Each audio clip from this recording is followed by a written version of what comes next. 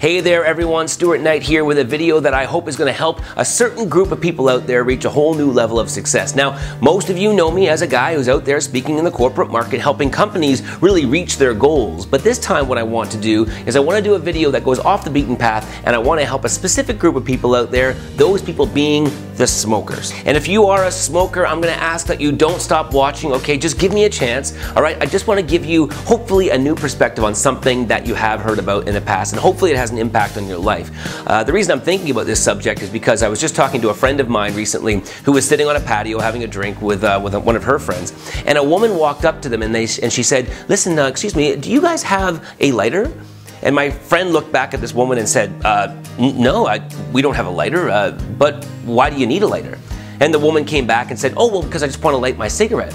And my friend responded by saying, "Oh, yeah, well, okay, people still do that?"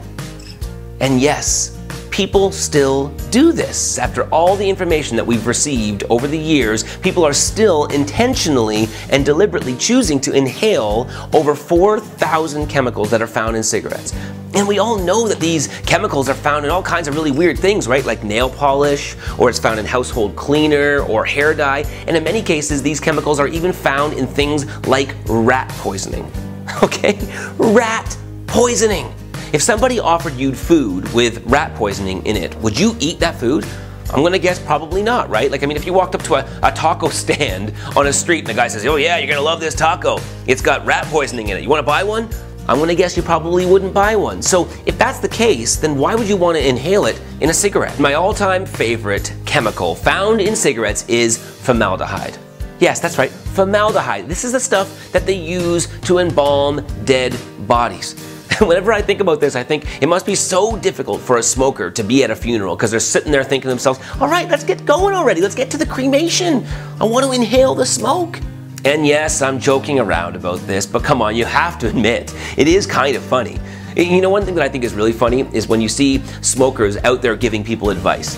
Right? Like, I kind of think to myself that if you've chosen to smoke cigarettes every single day, you've kind of given up your right to give people advice. Could you imagine seeing a smoker crossing a bridge right when some other person's about to throw themselves off, and that smoker says to that person, "Yeah, I wouldn't do that if I were you." I mean, that would be weird, right? Okay, to be honest with you, I don't really even care that much if a person chooses to smoke. You're an adult, you want to do it, knock yourself out.